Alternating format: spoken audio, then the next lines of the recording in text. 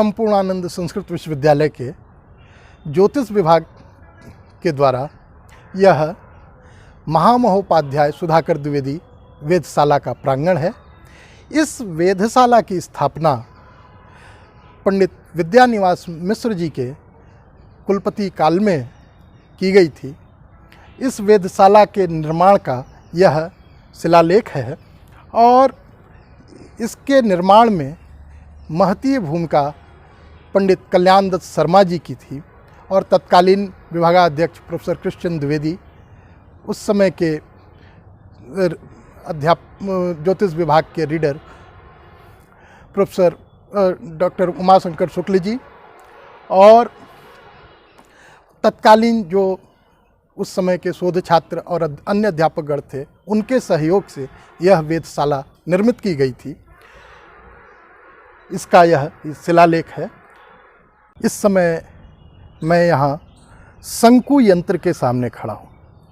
यह जो शंकु यंत्र है, यह ज्योतिष शास्त्र का मूलभूत यंत्र है, वेद यंत्र है। इसी यंत्र के माध्यम से पलभा का ज्ञान, दिशा का ज्ञान, समय का ज्ञान और अक्षांश इत्यादि का ज्ञान भी मात्र इस एक शंकु यंत्र के माध्यम से करने का विधान ज्योतिष शास्त्र में, सिद्धांत ग्रंथों में किया गया है। यह शंकु यंत्र जो है, यह एक जो है लोहे का ठोस दंड है जो 12 के अनुपात में, यहाँ पर यह 12 फीट का बनाया गया है और ये गाड़ा गया है।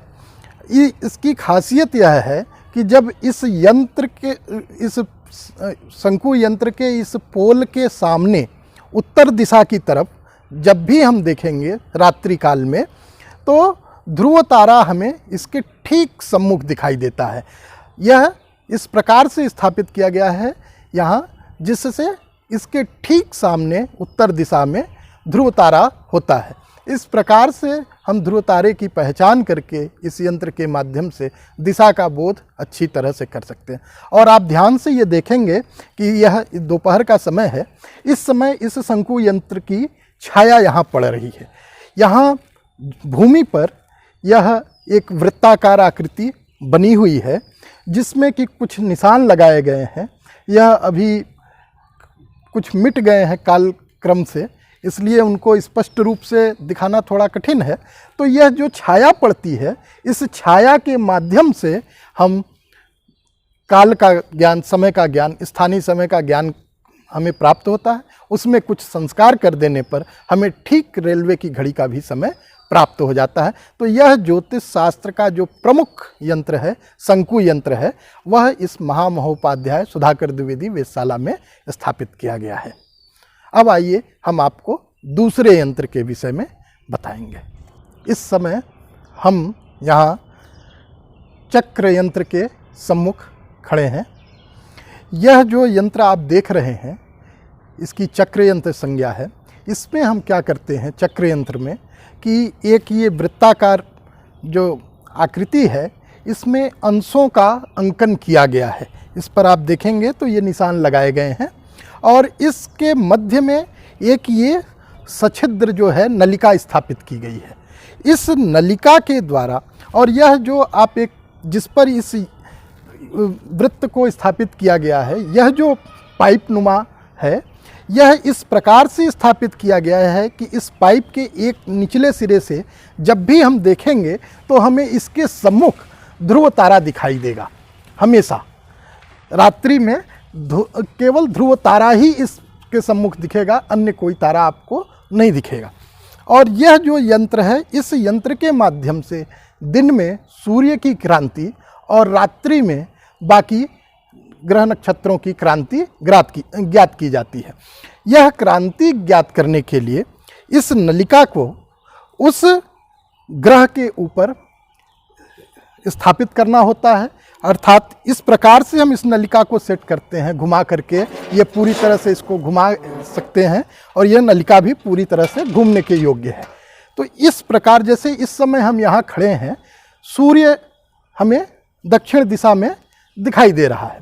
तो इसमें जब हम यहाँ से बैठ करके इसको सूर्य के ऊपर हम लगाते हैं घुमा करके, तो हमें यहाँ सूर्य जो है इस स्थान पे प्राप्त हुआ।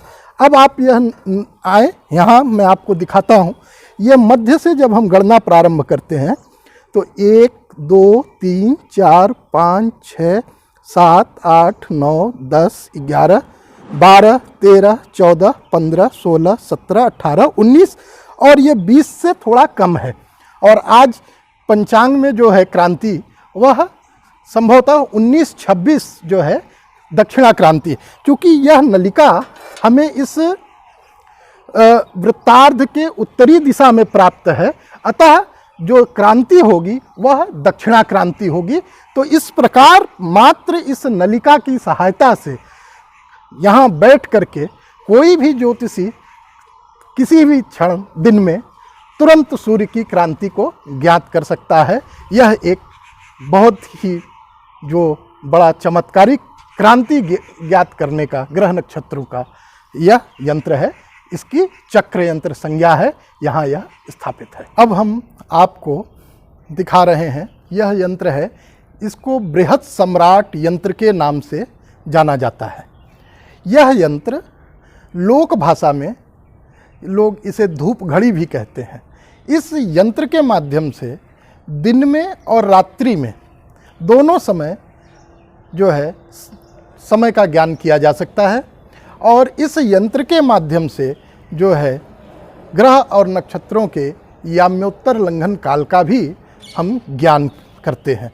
और दिन में इसके माध्यम से बेलांतर, स्थानीय मध्यमांतर और स्पष्टांतर, रेखांश इत्यादि का ज्ञान भी इस यंत्र के माध्यम से गणितीय प्रक्रियाओं द्वारा ज्ञात हो जाता है। अब आइए हम देखते हैं कि इसके द्वारा समय कैसे देख सकते हैं, कैसे मात्र धूप की छाया से हम समय का ज्ञान कर सकते हैं। आइए हम आपको यह दिखाते हैं। इस समय चूंकि सूर्य इधर है दक्षिण दिशा में, तो इसकी जो छाया बन रही है यह यहाँ विपरीत दिशा में छाया बन रही है। यहाँ पर आप ध्यान से देखेंगे तो क्रम से 1 से लेकर के ऊपर 6 तक के अंक लिखे हुए हैं। और इसी प्रकार इसके पीछे साइड में भी 1 से 6 तक अंक लिखे हुए हैं। ये जो ये अंक हैं ये घंटे का बोध कराते हैं। और बीच में जो ये पतली पतली 5-5 मिनट पे ये 1-1 मिनट के अंतर की रेखाएं हैं। तो इस समय जब हम देखते हैं, यहाँ हम आपको दिखा रहे हैं, तो यह जो छाया है यहाँ इधर आप आके देखेंगे ये 2 का पार कर गई है। इस समय आप देख सकते हैं, हम जब सूर्य की छाया को देखते हैं तो ये 2 घंटे पूर्ण हो चुके हैं।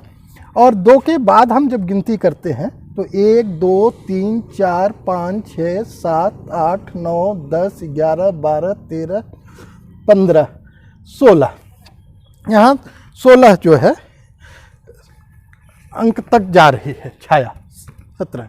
और यह जो सारणी बनी हुई है, इस सारणी में महीने लिखे हुए हैं और जिनके सम्मुख धन और ऋण के चिन्ह लिखे गए हैं। ऊपर ये दिनांक लिखे गए हैं 1 से 31 तक, और इनके मध्य में कुछ अंक लिखे हुए हैं। तो जो छाया में हमें अंक प्राप्त होते हैं, उन अंकों को यहाँ लिखा गया है कि जो मिनट की संख्या लिखी गई है, यदि वह धन है तो धूप घड़ी के समय में जोड़ने पर, और जो ऋण है तो उसको घटाने पर भारतीय स्टैंडर्ड समय ज्ञात हो जाएगा। तो अभी हम लोगों ने देखा कि 17 अंकों तक वह गया है। और आज 19 तारीख है और नवंबर के महीने में 19 तारीख के नीचे यहाँ नवंबर के सामने 17 का अंक प्राप्त होता है, और यह अंक ऋणात्मक है। तो जो वहाँ पर हमारा 2 घंटे 17 मिनट का जो समय हमें प्राप्त था, उसमें से अगर ये चूँकि ऋणात्मक है तो हम 17 मिनट का समय घटा देंगे तो हमें ठीक 2 बज रहे होंगे इस समय। और यह घड़ी आप देखेंगे मोबाइल में तो इसमें 2:02 दिखा रहे हैं, जो कि वहाँ मात्र छाया को गणना में त्रुटि होगी, अन्यथा यह लगभग सही समय आपको दे रहा है। इस प्रकार से आप देख सकते हैं कि ठीक इस समय 2:02 यहाँ हो रहे हैं। सेटिंग में हो सकता है कुछ हो, अन्यथा इस घड़ी के अनुसार ठीक दोपहर के 2 बज रहे हैं। इस प्रकार जो है हम इस बृहत सम्राट यंत्र के माध्यम से दिन में सूर्य के माध्यम से जो है समय का ज्ञान कर सकते हैं, और रात्रि में चंद्रमा की छाया के द्वारा भी इसी प्रकार से समय का ज्ञान हो जाता है।